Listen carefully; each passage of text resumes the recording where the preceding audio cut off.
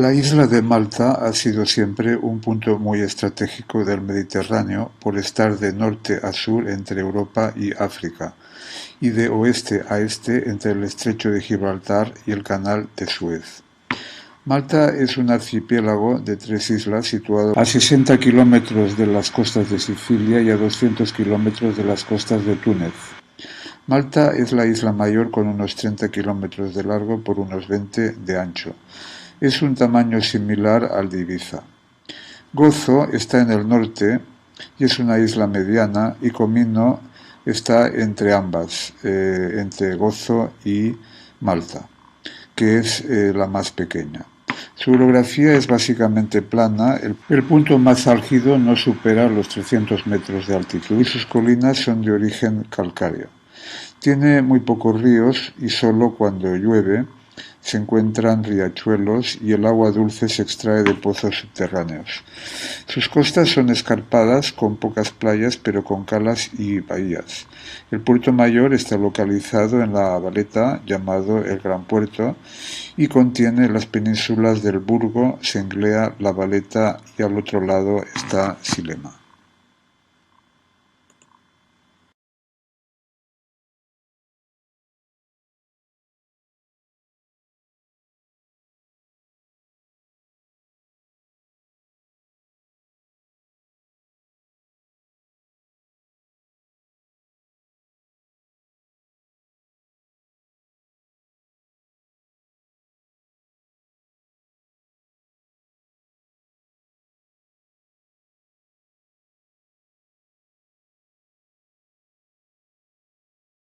Los protagonistas principales del asedio de Malta fueron Felipe II, que envió 8.000 hombres, Francisco I, que puso muchas trabas y nunca salió con ellos, Jean Parisot de la Palette, el gran maestre, Soleimán el Magnífico, que envió 40.000 hombres, Roxelana, la sultana instigadora del conflicto, Mathurin de Romegas, caballero francés,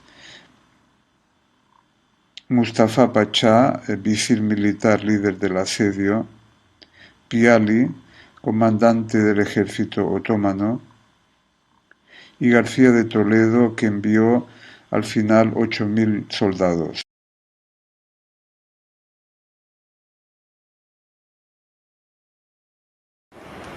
Estamos en la fuerte de La Valeta, en Malta, en la isla de Malta, y aquí tenemos a mi espalda el Burgo con el fuerte de Sant'Angelo.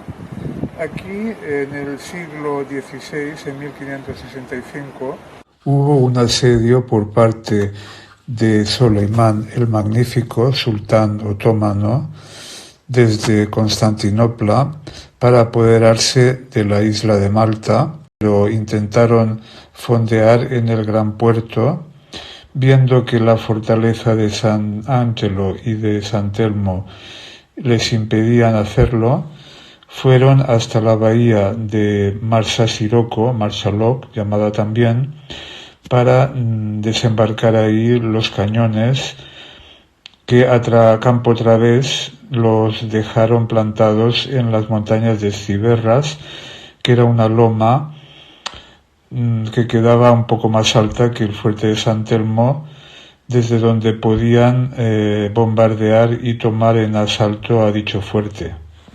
Aquí vemos la bahía de Marsalok al sur de Malta, donde los otomanos desembarcan para llegar a través de las montañas de Severra hasta la fortaleza de San Telmo.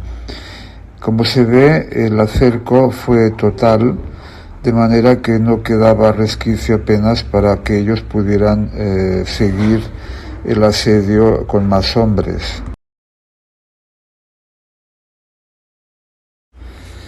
Había la posibilidad de reemplazar a los soldados muertos en San Telmo, que pasaban por la noche nadando, un reemplazo de voluntarios que sabían que iban a morir. La situación era tan insostenible que al final San Telmo cayó cuando un rebellín de la parte que da al mar cae en poder otomano y ellos ya empiezan a hacer el control de todo el fuerte. Los campamentos de los turcos estaban situados en las montañas de Severra, como se ve en la península, y al fondo, arriba, se ve el fuerte de San Telmo. Vemos que el gran puerto, está el Burgo, y luego está la península de Senglea con el fuerte de San Miguel, el fuerte de San Ángelo, que está al otro lado de la bahía, y que los defensores cruzados defendieron en su último momento. Hay que tener en cuenta que las fuerzas de asalto otomanas estaban formadas por genízaros, que eran soldados que habían cogido los otomanos de sus zonas más limítrofes del imperio. Eran la mayoría que habían nacido cristianos, pero se habían educado en la orden militar que ellos habían creado de genízaros para morir atacando. Era una fuerza realmente imparable. Estos genízaros tomaron el rebellín que se ve aquí a la izquierda, y a través de este rebellín prácticamente pudieron llegar a conquistar toda la fortaleza de San Telmo. Como se ve aquí, el coronel Mas, Miranda, muchos españoles y caballeros de la orden defendían a la fortaleza, pero al final tuvieron que claudicar y protegerse en la fortaleza de San Ángel. El asedio de San Telmo empezó el 18 de mayo de 1565 y la toma del rebellín y de la fortaleza corresponde a la fecha del 23 de junio. Las tropas, comandadas por Miranda, Mas, Jean de la Valette, etc., 500 soldados españoles y con 100 caballeros. Nadie sobrevivió, ya sabían que iban a morir. Los otomanos perdieron más de 2.000 genízaros, tropas de élite turca. Mustafa Pachá pensaba que el asedio sería solo de 4 días. La toma de San Telmo fue un alto precio que los otomanos tuvieron que pagar. El asedio se trasladó al fuerte de San Ángelo y al de Senglea en San Miguel. A mis espaldas está el fuerte de San Ángelo, donde se reunió con otras tropas que venían a proteger el fuerte de La Valeta. Como ya he dicho, por la noche solían reemplazar a los soldados que morían allí, en San Telmo, y los cañonazos durante el día y la noche, más de 130.000, según Balbi, que tiraban desde la montaña de Severras, que está a mis espaldas. Además del fuerte de Sant'Angelo, tenemos el segundo promontorio, que es la península de Sengea, donde también estaban refugiados los malteses junto con los caballeros de la Orden de Malta, un ejército compuesto por españoles y también por napolitanos. Las tropas que el Papa quería siempre unir en una Liga Santa, que no pudo ser en este caso, no fue posible hasta el final prácticamente del asedio, que duró 4 meses. Es decir, los otomanos de Solimán, al mando de Mustafa Pachá, llegaron a esta bahía que vemos aquí y, como he dicho antes, desembarcaron en Marchaló, que está al final de la bahía. Desembarcaron rápidamente, sus barcos tenían como 150, 160 galeras, entonces desembarcaron cerca de 40.000 hombres.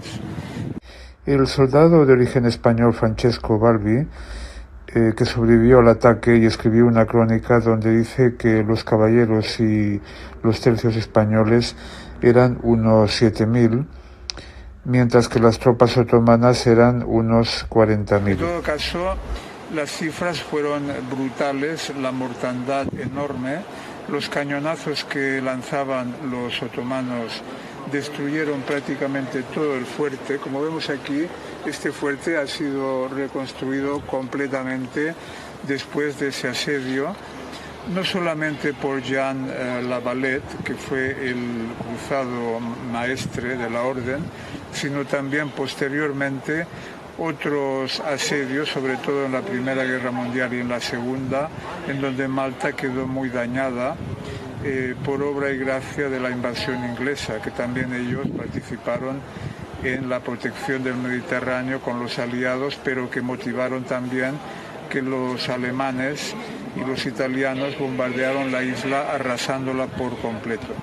Lo que en la Valeta, en realidad las casas parecen que tengan una antigüedad porque han conservado los arquitectos en parte los modelos antiguos de construcción, ¿no? Hay que tener en cuenta que la Valeta y Malta en general, que ocupa un espacio mínimo en el Mediterráneo, está a la mitad entre Sicilia, la isla de Sicilia, y Túnez y Argel.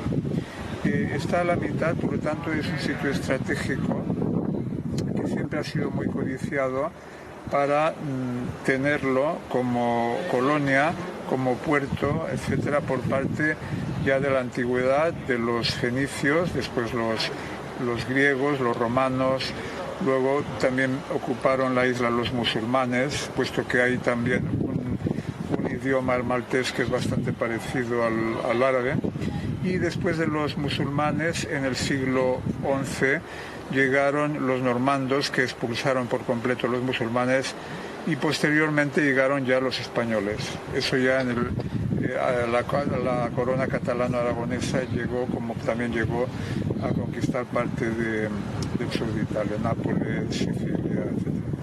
Entonces la historia de Malta ha sido siempre muy complicada por este tipo de invasiones tan apabullantes que han habido, en donde siempre el maltés ha sido un personaje que ha querido reconstruir lo que ya otros han o habían destruido, que fue el componente representado por la corte española. En este caso ya no era la catalana-aragonesa, sino que era ya la de Carlos V y Carlos I y V de Alemania y de Felipe II, en donde, viendo el asedio de Malta por parte del Imperio Otomano en Constantinopla, por parte de Soleimán el Magnífico, intentó parar esa invasión, porque sabían que si no la paraban, entonces iban a crear en Europa un problema de invasión constante por parte de este Imperio Otomano, que era imparable, en donde seguramente ya la idea de Soleimán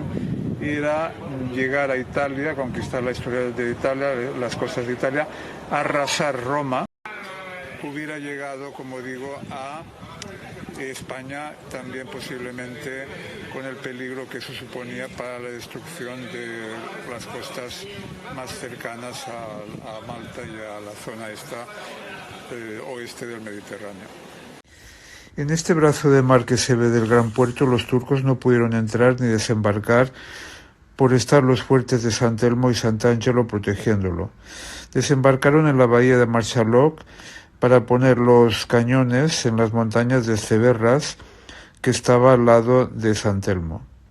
Una vez caído el fuerte de Sant Elmo, el 23 de junio, los otomanos se dedicaron a atacar el Burgo y Senglea sin éxito, por la resistencia de los caballeros. Hasta que no llegaron las tropas que envió García de Toledo, los turcos no ven claro su derrota. Las tropas que envió García de Toledo, que desembarcaron en el norte de la isla, pudieron conseguir que los otomanos huyeran sin haber podido conquistar el fuerte de Sant'Angelo. Frente mío se ve el fuerte de San Ángel, una fortaleza que Jean de la Valette construyó, reparó y fortaleció antes del asedio musulmán. A mi izquierda tenemos el fuerte Ricasoli,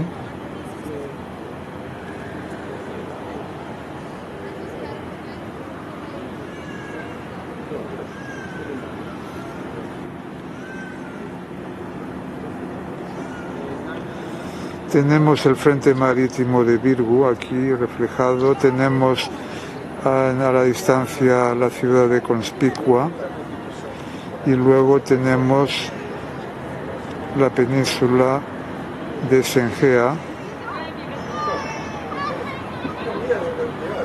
que está dentro de esta enorme o alargada bahía. Aquí vemos una pintura de los cruzados defendiendo San Telmo y expulsando con fuego griego arcabuces, mandobles de espada y círculos de fuego que quemaban en sangre viva a los genízaros. Aga, su líder, también murió en el asalto. Mustafa Pachá, aquí representado, torturaba a los intrépidos caballeros y soldados que caían en su poder. Por eso muchos se lanzaban al agua para ahogarse y no ser capturados por los turcos. En San Telmo los turcos perdieron 5.000 genízaros, mientras que los caballeros de Malta solo 600. 100 caballeros y 500 soldados de élite españoles, la mayoría, estaban a cargo de la defensa.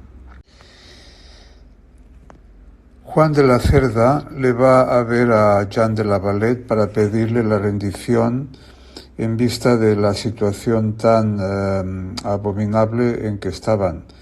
Jean de la Valette se niega y le dice que tienen que ganar o morir. Después de ese mini motín, los españoles se preparan para luchar muriendo. Dragut, el corsario, muere en Punta Tigne de un cañonazo de los cruzados disparado desde San Angelo. Dragut, ya mayor, tenía 80 años en este asedio. San Telmo cae el 23 de junio, pero San Angelo resistirá hasta el final, cuando una tropa española de 8.000 hombres desembarca en Melibea, al norte de Malta, y los turcos huyen despavoridos. Aquí tenemos la península de Silema, donde ahora están construyendo edificaciones muy modernas, pero que en la antigüedad, en el gran asedio de Malta por parte de los otomanos, llegó el corsario Dragut del norte de África, que trabajaba también para Solimán el Magnífico. En el gran puerto de la Valeta estaba Solimán el Magnífico con Mustafa Pachá y Piali, y también estaba Dragut. En el fondo, Dragut cometió el gran error de informar mal a los otomanos que estaban en la península. Otra historia, otra leyenda dice que fueron los propios cristianos de la Liga Santa los que al disparar desde el Virgu le dieron y una astilla le dio en la cabeza y estuvo un día o dos herido en coma y ya falleció. El asedio a San Telmo, que empezó el 18 de mayo de 1565, duró hasta el 23 de junio, donde los genízaros entraron por el Rebellín, matando a todos los soldados y caballeros, incluidos el general Miranda y más. Casi nadie pudo escapar, pero aún quedaban el Burgo, Sant'Angelo, San Miguel en Senglea y otros fuertes de la isla. Estamos en el fuerte de San Angelo, donde después del asalto y la pérdida del fuerte de San Telmo, se tuvo que resistir a la invasión otomana. El primer asalto turco al Burgo y al fuerte de San Miguel en Senglea fue desde el 28 de junio hasta el 15 de julio. Juan de Cardona desembarca en la isla con 600 hombres en 4 galeras enviadas por García de Toledo para reforzar la moral de los defensores cristianos, también al mando de Melchor de Robles. Con Piale herido, Mustafa Pachá ordenó un ataque el 15 de julio, incurriendo en un error del asedio al dividir las tropas en 3 ataques al Burgo y sus 2 fuertes anexos. Afortunadamente, un desertor turco pone un aviso a Jean de la Valette y este refuerza la empalizada que une los promontorios de Senglea para rechazar el ataque que queda contenido por la defensa valerosa maltesa. El segundo asalto fue el 7 de agosto contra Senglea y el Burgo. Los otomanos, según el cronista español Balbi, lanzaron 130.000 balas de cañón en el curso del asedio. Los turcos lograron atravesar las murallas del Burgo y atacaron el fuerte de San Miguel. La derrota parecía asegurada, pero un ramalazo de suerte inesperado hizo huir a los turcos, pues en su retaguardia su campamento había sido atacado desde Medina por Vicenzo Anastagui, masacrando a enfermos y heridos, lo que hizo retroceder a los atacantes en el Burgo para defender su campamento, que había sido atacado sin protección.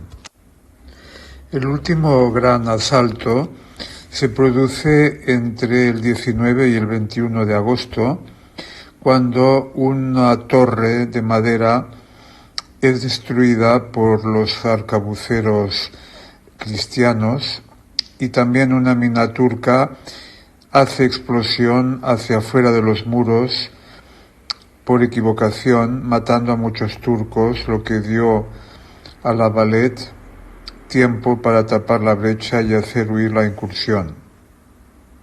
La retirada turca se produce el 11 de septiembre. A principios de septiembre, Mustafa ordenó una marcha sobre Medina, pero ya era demasiado tarde. La fortificación estaba al tanto y quizá eso era lo que debió hacer al principio del asedio a Malta para acercar toda la isla y luego San Telmo. Una vez tomada la isla, era mucho más fácil llegar a San Telmo con todo el terreno ya conquistado. Las tan esperadas tropas llegan de Sicilia con García de Toledo, que las desembarca en la bahía de San Pablo, al norte de la isla. Desde allí, en 3 días llegan al gran puerto y los turcos, ya con su moral muy baja, no presentan batalla. Una nueva equivocación de Mustafa Pachá en la huida hace que vuelvan pensando que los tercios españoles eran pocos hombres, pero al final eso fue un engaño y tuvieron que salir de nuevo huyendo con Mustafa herido, que por poco es capturado.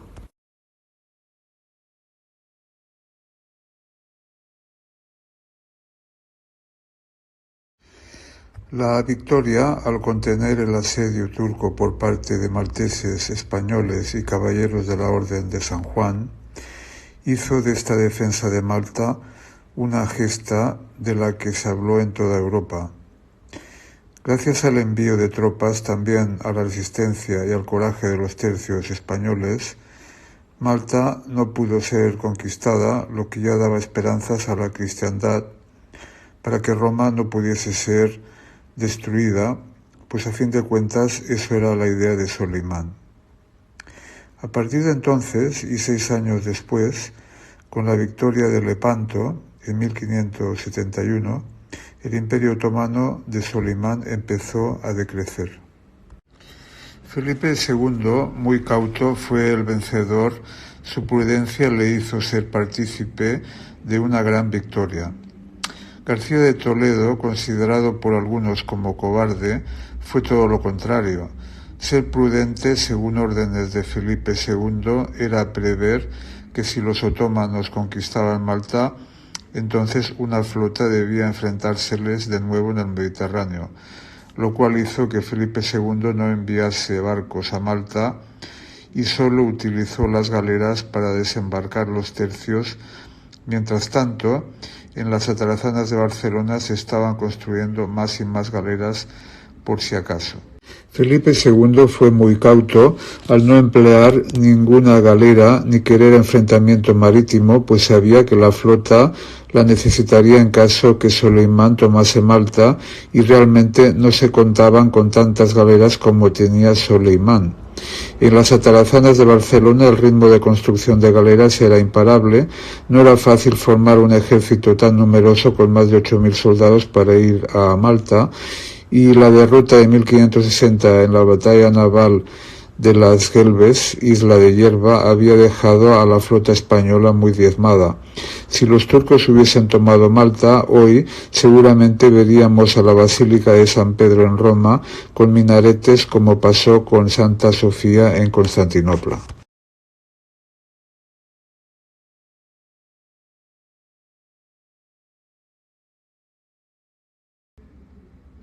Mustafa Pachá, a pesar que quería primero tomar toda la isla de Malta para asediar después a San Telmo, cayó en el error de Piali, que quería desembarcar primero en Marsamuseto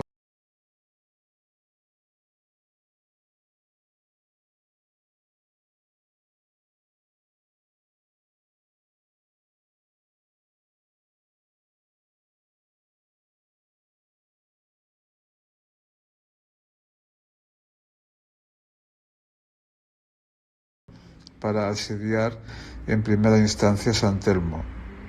Esto fue un gran error que enseguida vio Dragut cuando llegó a Malta, y eso ya no se pudo arreglar.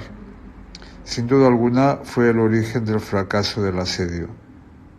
En cuanto a Jean de la Valette, por su gran tesón, fue el maestre caballero de San Juan que defendió a muerte la resistencia de Malta, y su lema fue siempre vencer o morir.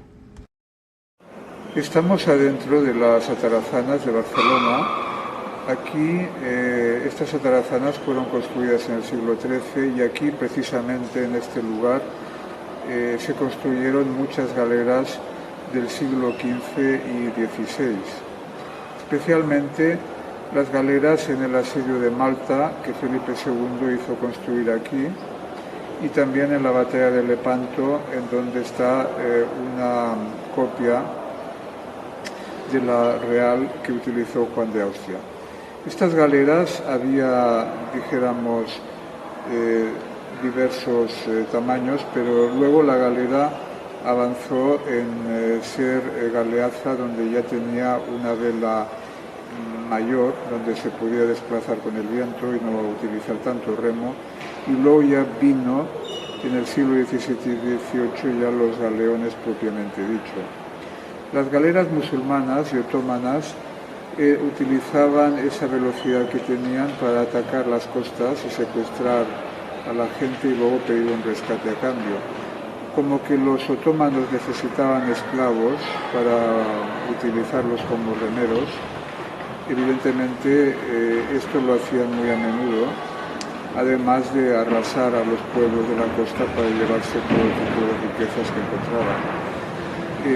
Mucha gente evidentemente moría en estas rachas, o bien eran apresados y vendidos luego como esclavos en varios sitios del norte de África, como Túnez, Argel, y también los podían vender, los llegaron a vender en Constantinopla, etc.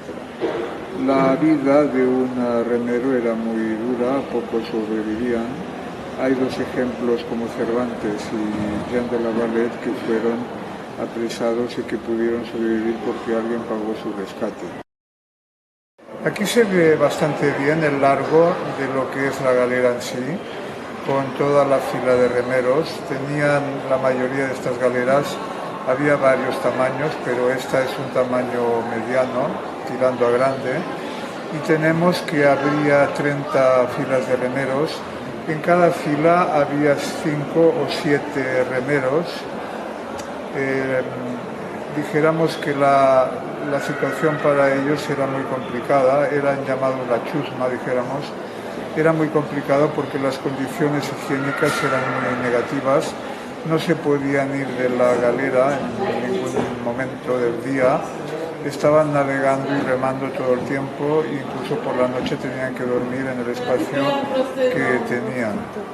En ese espacio que tenían que hacer todo, comer, hacer sus necesidades, por lo que muchas de estas galeras, cuando a kilómetros de distancia producían un olor ya nauseabundo que los marinos sabían que llegaba una de estas galeras. Las galeras musulmanas, turcas, eran mucho más rápidas, y las cristianas tenían una mayor fortaleza en cuanto al disparo de cañón, etc. Esta es la proa de la calera que utilizó Juan de Austria en la batalla de Lepanto en 1571. Aquí vemos la zona de la popa donde estaban los oficiales y él mismo. La zona de los remos donde estaba la chusma. Diversos decorados que tenía la popa con representaciones de las virtudes cardinales, mitológicos, cañones que tenían en la base de la calera lombardas que eran movibles y maniobraban con estas balas de piedra que eran de mucho peso. Una galera con los remos. Las galeras otomanas eran muy rápidas, como vemos. Ya desplegaban velas para ir combinando. Una galera cristiana. Había también dentro de la galera diversos oficios, incluso estaba el perfumista, que era el que encargado de con esencias naturales limpiar la zona donde estaban los remeros, que siempre era muy sucia y maloliente. Los caballeros de la orden llevaban pesadas armaduras que pesaban a veces hasta 40 kilos. Aquí tenemos dentro de las atarazanas como los barcos se hacían en estas grandes naves y luego se probaban en el mar cercano a las atarazanas.